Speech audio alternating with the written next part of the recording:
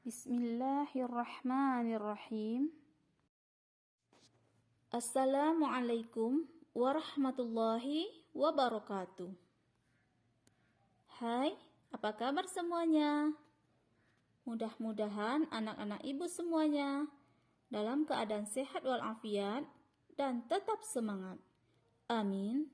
Allahumma amin. Pada video kali ini, kita akan belajar tentang bab 2 dengan tema menghindari minuman keras, judi, dan pertengkaran.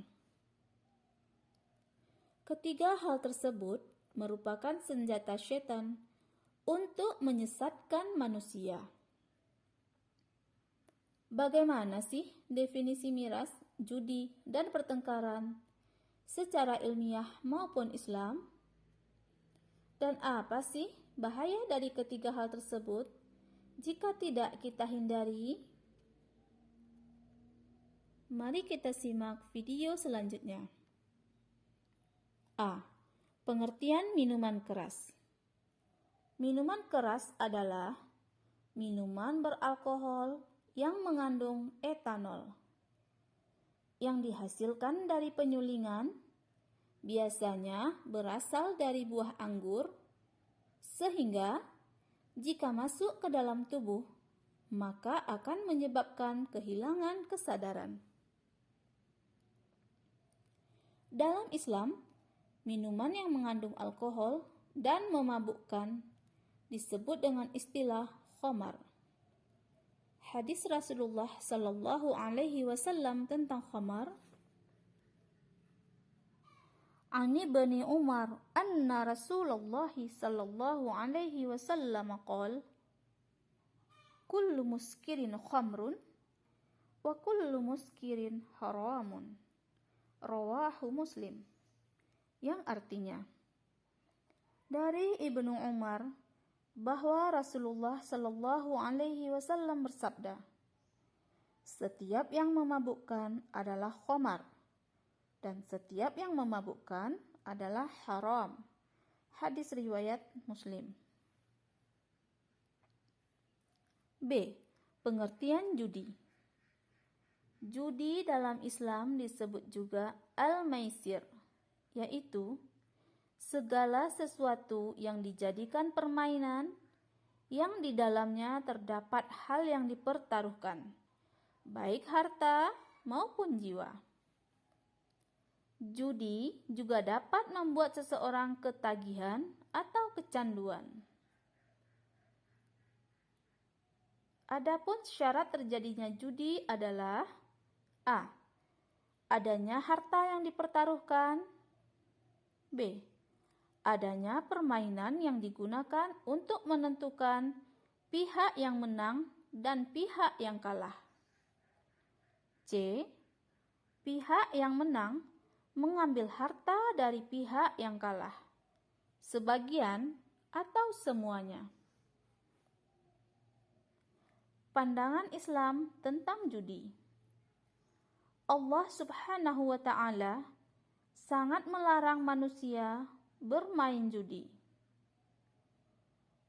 Hadis riwayat Bukhari Muslim radhiyallahu anhu yang artinya, barang siapa yang berkata kepada saudaranya, marilah kita berjudi, maka hendaklah dia bersedekah atau membayar kafarat. C. Pengertian pertengkaran.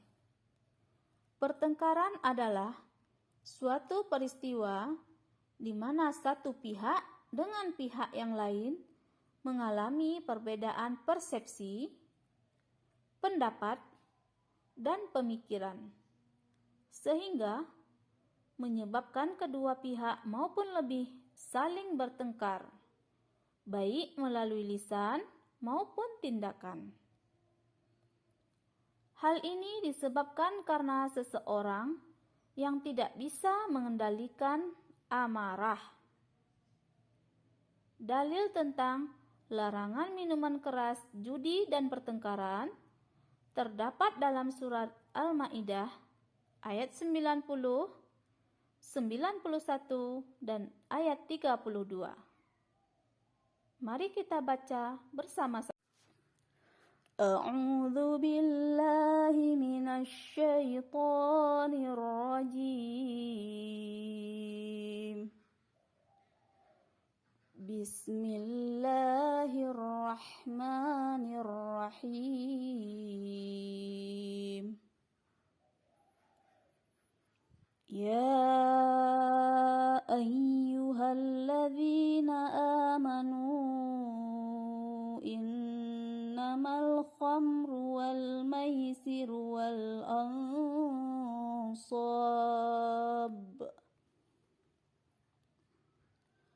wal azlamu rijsum min amali syaitani fajtanibuhu la'allakum tuflihun. Artinya, hai orang-orang yang beriman, sesungguhnya meminum khamar, berjudi, berkorban untuk berhala, mengundi nasib dengan panah adalah termasuk perbuatan syaitan. Maka jauhilah perbuatan-perbuatan itu agar kamu mendapat keberuntungan. Innama yuridu syaitanu an yuqi'a bainakumul adawata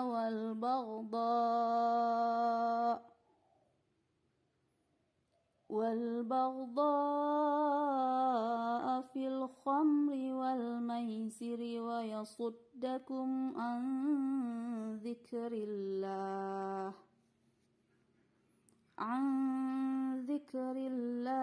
wa 'anis sholati fahal antum muntahun. Artinya, sesungguhnya syaitan itu bermaksud hendak menimbulkan permusuhan dan kebencian di antara kamu, lantaran meminum khamar dan berjudi itu, dan menghalangi kamu dari mengingat Allah dan salat. Maka berhentilah kamu dari mengerjakan pekerjaan itu. Min ajali dzalika katabna ala bani Israila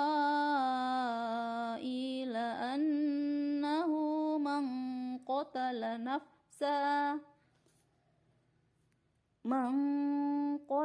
nafsan bighairi nafsin aw fasadin fil ardi faka'annama qatalan nasa jami'a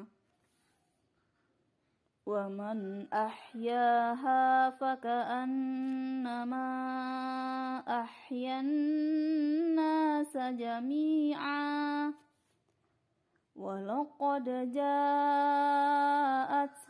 rusuluna bil bayyinati thumma inna katsiran minhum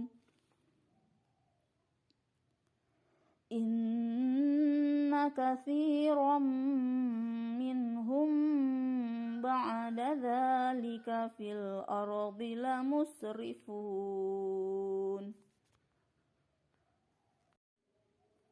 Artinya, oleh karena itu, kami tetapkan suatu hukum bagi Bani Israel, bahwa barang siapa yang membunuh seorang manusia bukan karena orang itu membunuh orang lain, atau bukan karena membuat kerusakan di muka bumi, maka seakan-akan dia telah membunuh manusia seluruhnya.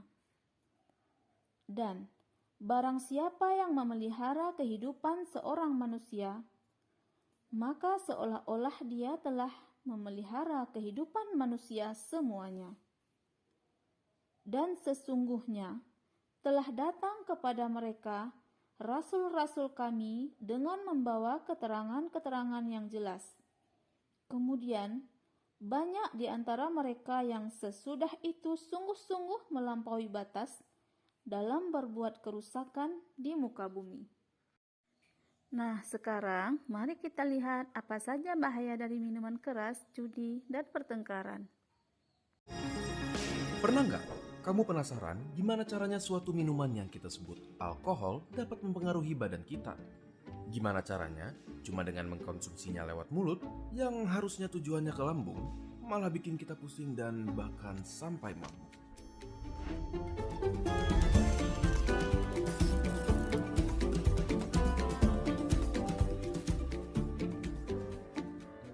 Coba kita mulai dari alkoholnya sendiri. Apa yang kita kenal dengan alkohol yang dikonsumsi manusia sering juga dikenal dengan sebutan etanol, merupakan senyawa yang kecil. Lebih kecil lagi. Sedikit lagi? Oke. Kenapa sekecil itu? Karena etanol bisa melewati celah yang sangat ketat. Bahkan di salah satu barrier atau pelindung terpenting yang ada di tubuh kita. Coba bayangkan, senyawa-senyawa ini membaur ke dalam saluran darah kita secepat 20 menit bahkan di saat perut kita penuh. Namun, yang sebenarnya membuat kita sampai bisa merasa pusing adalah fakta bahwa senyawa alkohol bahkan membaur ke dalam otak kita. Tapi, bagaimana caranya? Otak kita dilindungi oleh suatu lapisan bernama blood-brain barrier yang fungsinya adalah meregulasikan komponen di dalam darah yang bersirkulasi ke dalam otak. Tapi, karena ukuran senyawa etanol yang sangat kecil, dia dapat dengan mudah menembus blood-brain barrier melalui darah melewati pertahanan tersebut. Inilah yang dapat membuat kita merasa pusing, mual, dan lain-lainnya. Terlalu banyak alkohol dapat memperburuk efek-efek tersebut dan bisa saja membuat kita tidak sadar sama sekali terhadap lingkungan sekitar sekalipun. Kita bisa menjadi terlalu percaya diri, bisa saja muntah, jatuh tidak sadar, dan bahkan koma atau meninggal. Secara alami, hati kita dilengkapi dengan perlengkapan yang memadai untuk menghancurkan senyawa alkohol ini. Tetapi, itu berarti meminta hati kita untuk bekerja lebih keras, lebih dari yang seharusnya. Terlalu banyak alkohol dapat menyebabkan pembesaran pada hati yang disebut alcoholic liver disease. Pada kasus yang berkepanjangan, memaksa hati kita untuk bekerja terlalu keras dapat membuatnya kewalahan dan mati.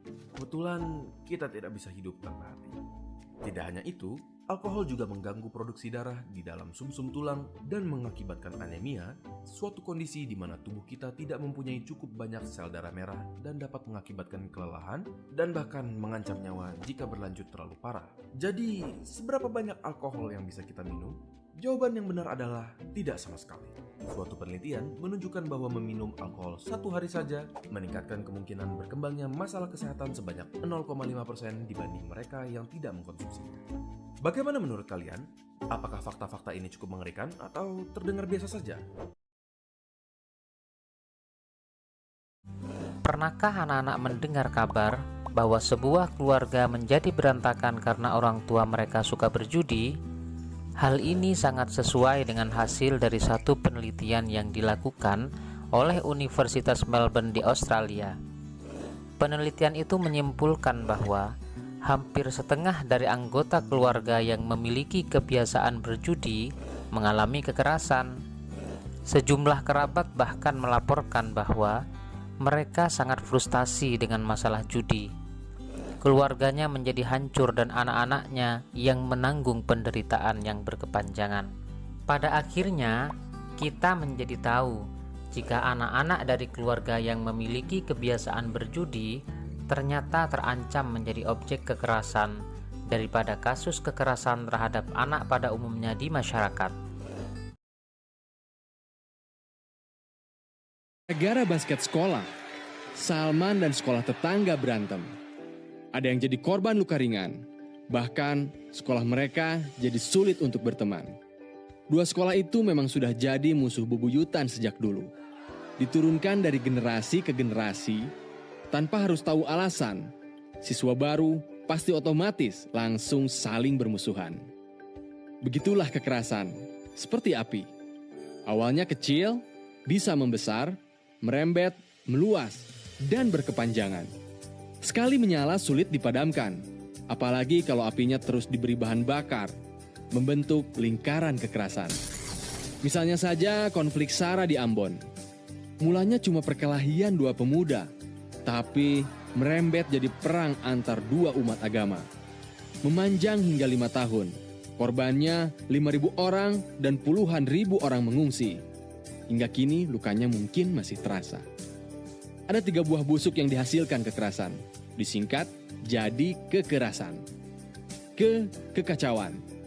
Saat kerusuhan 98 terjadi, orang-orang menjarah dan merusak. Tak ada aturan, manusia jadi beringas. Terjadi banyak kekacauan.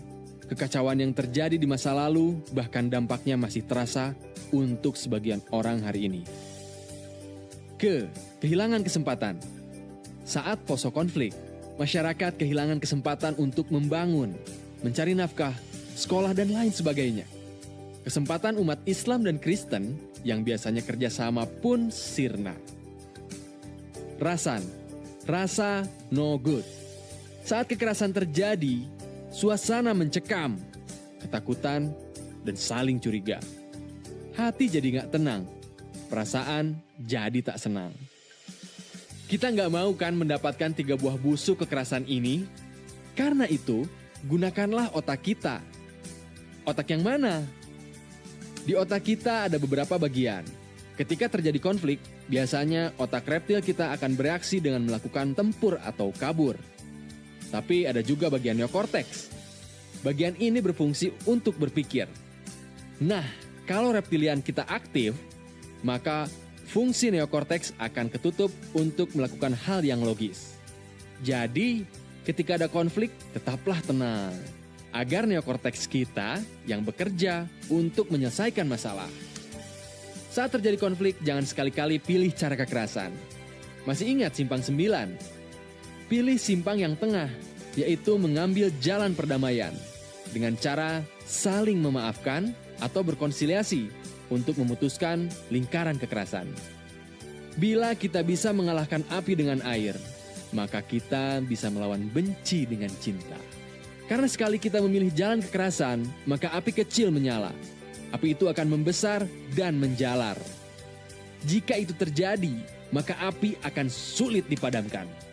Lebih mudah menghindari menyalakan api daripada memadamkannya. Lebih baik tempuh cara non-kekerasan dalam menyelesaikan masalah. Meskipun cara non-kekerasan belum tentu berhasil, tapi cara kekerasan pasti tidak akan berhasil.